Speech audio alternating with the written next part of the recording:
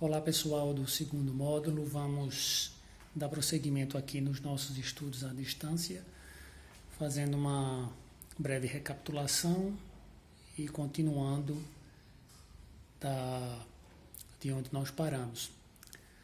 Nós, nas nossas últimas aulas, nós aprendemos sobre os níveis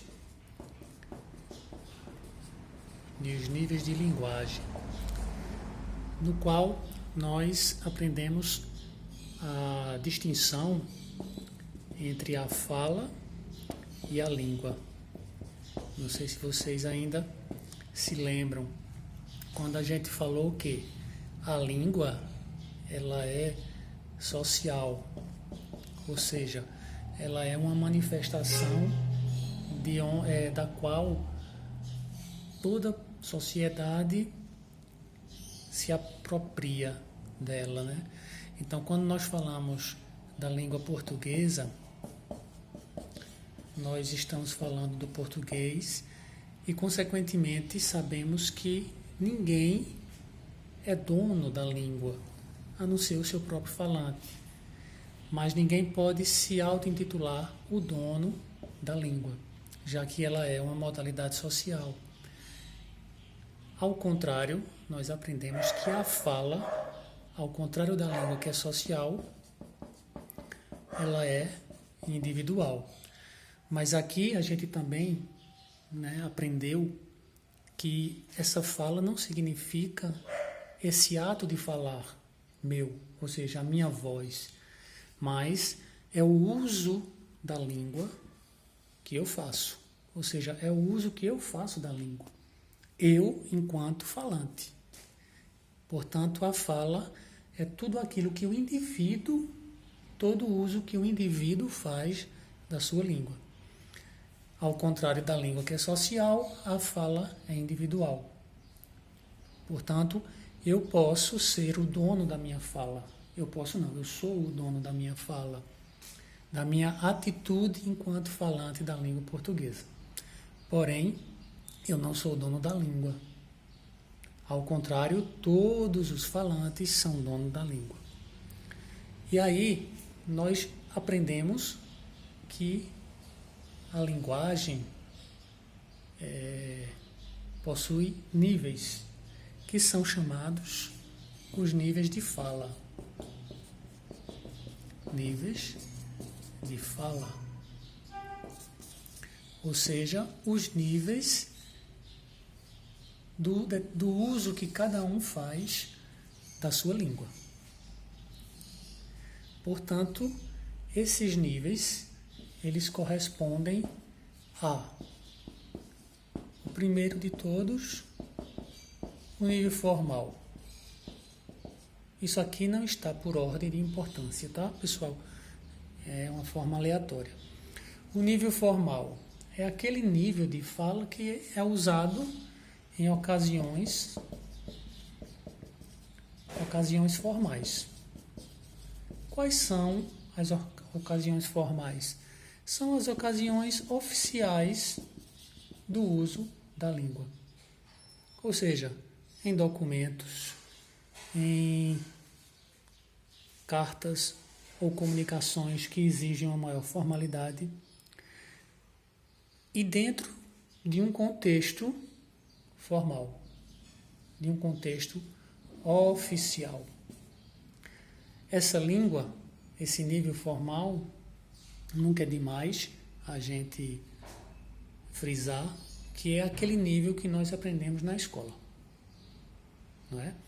Nós aprendemos na escola o nível formal e é o nível onde todos os documentos de um país, por exemplo, eles são produzidos. Em oposição ao nível formal, nós temos o nível informal.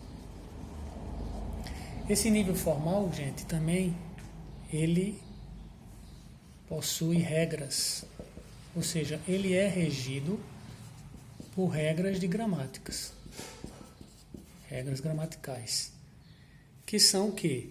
Uma série de prescrições que os gramáticos fazem para o bom falar ou o bom escrever.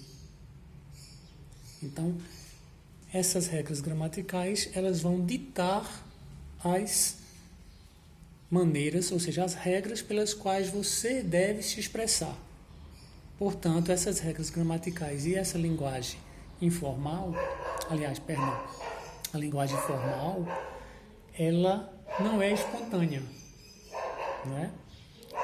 E nem é natural, mas é uma maneira artificial, já que ela é constituída por regras gramaticais.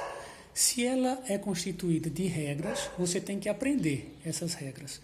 Se você tem que aprender essas regras para falar no nível formal, esse nível formal não é natural. Ao contrário do segundo aqui que nós vamos ver, que é o nível informal. Esse nível informal, ele é o contrário do anterior, ele é o nível natural. Por que é natural? Porque é o que aprendemos naturalmente. Ele também é chamado coloquial, nível coloquial. É o nível que ele é sem regras. Pelo menos regras como as chamadas regras gramaticais. Não significa que na fala informal, no nível de fala informal, não existem regras. Não é que a linguagem informal é uma linguagem sem regras. Ela é uma linguagem que obedece a certas regras. Porém, as regras, elas são absorvidas naturalmente. O próprio falante, desde a mais tenra idade, aprende a falar baseado numa série de regras, mas que não são impostas de uma maneira artificial, como as regras gramaticais, mas sim de uma maneira natural, pelo uso, pelo seu próprio uso de compreensão, você consegue, o falante nativo consegue estabelecer regras para que eles consigam se entender na comunicação. Em terceiro ponto, nós vemos o nível artístico,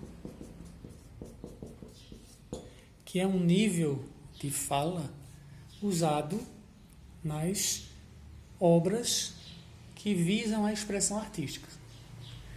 Esse nível artístico ele tem como característica principal o uso da conotação, uma linguagem conotativa. Deixa eu apagar aqui para ficar melhor.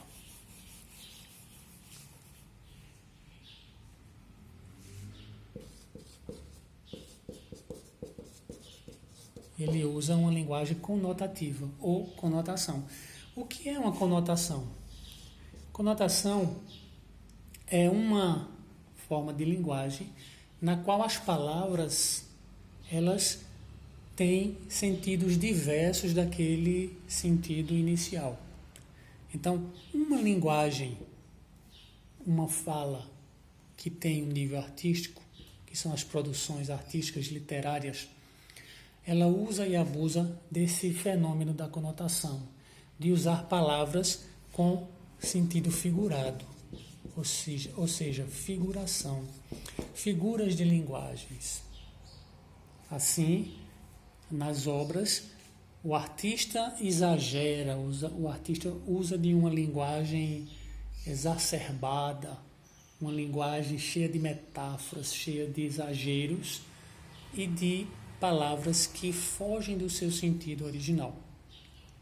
Por exemplo, eu já falei muito em sala que o pôr do sol, para descrevê-lo, determinado artista pode dizer que o sol nasce no horizonte, levanta-se no horizonte com seus raios fulgurantes, tocando a face de quem o observa.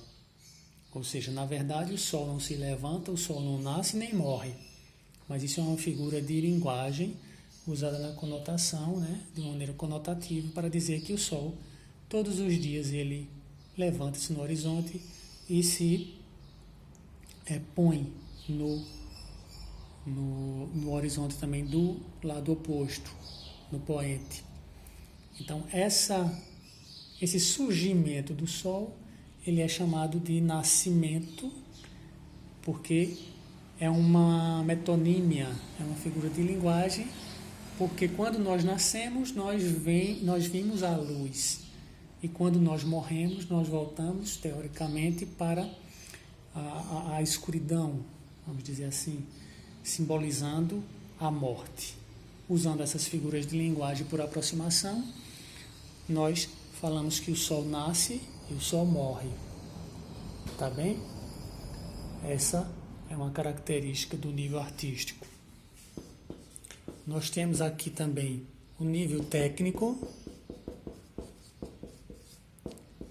que aprendemos ser aquele nível de fala ou nível de linguagem usado pelas profissões. Então são terminologias, ou seja, são palavras e expressões usadas somente em determinados grupos e que faz com que cada grupo entenda o que aquele grupo está falando. Uma pessoa que não seja desse grupo tem dificuldades em compreender os termos técnicos que são usados nesse nível técnico de linguagem.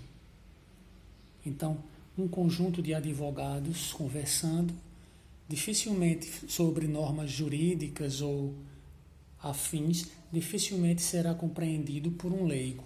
Da mesma forma, um grupo de médicos e por aí sucessivamente. E temos também o nível regional.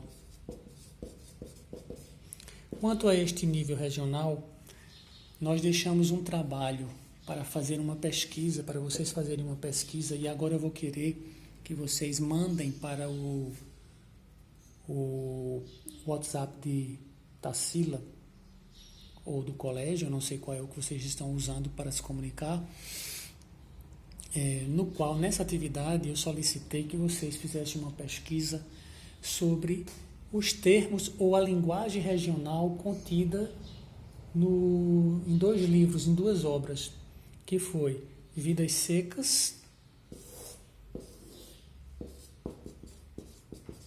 de Graciliano Ramos, e Capitães de Areia, de Jorge Amado. Nessas 2 obras, muita gente me questionou na época sobre como deveria ser feito esse trabalho, essa pesquisa. Nessas 2 obras aqui, do modernismo, vocês vão perceber que o autor ele usa determinadas terminologias, determinados termos de linguagem que são próprias e são específicas de uma região do país. E essas obras, vocês vão identificar,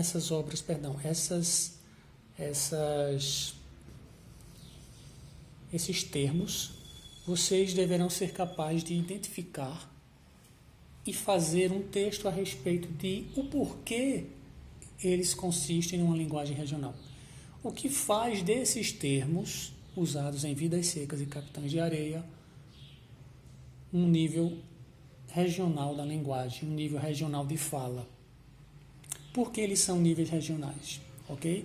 Então eu quero que vocês façam esses diálogos, tragam alguns diálogos sobre essas 2 obras, explicando o porquê eles constituem um nível regional de linguagem.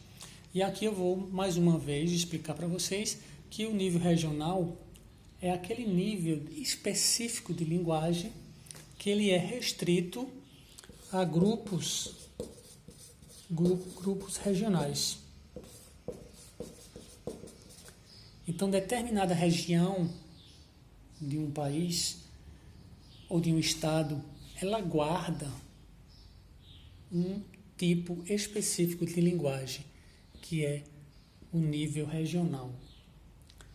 Existem determinadas palavras e determinadas falas que são próprias da região sul, que são próprias da região centro-oeste, que são próprias, sobretudo, da região nordeste do Brasil, que tem uma linguagem regional rica,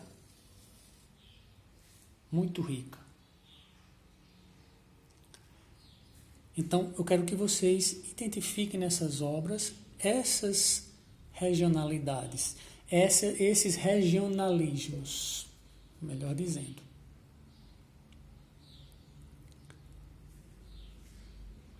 Feito isso, vocês vão entregar para a Tarsila, que vai fazer com que chegue a mim. E aí eu posso verificar esse aprendizado, qual foi a forma que vocês absorveram esse conteúdo. Ok, pessoal? Então, vimos hoje o quê? Recapitulamos um pouco sobre níveis de linguagem.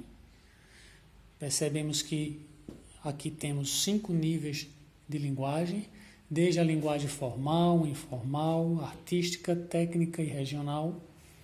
E fizemos uma tarefa, solicitamos uma tarefa sobre a linguagem regional nas obras Vidas Secas e Capitães de Areia. Vidas Secas de Graciliano Ramos, Capitães de Areia de Jorge Amado. Então vocês vão fazer essa atividade e vão mandar para mim, e no decorrer da semana nós iremos dar prosseguimento com mais matérias sobre a nossa disciplina. Ok? Importante dizer que a maneira como vocês vão desenvolver essas atividades, elas vão servir também para a atribuição de presença e também a atribuição de notas. Né? As nossas atividades que nós vamos fazer, elas não serão interrompidas, e as ATs também vão ser constituídas por essas atividades que vocês vão devolver para a gente. Então, por hoje é só, foi isso. Espero que tenham entendido, e eu espero o resultado das tarefas que vocês venham a realizar. Ok? Até a próxima.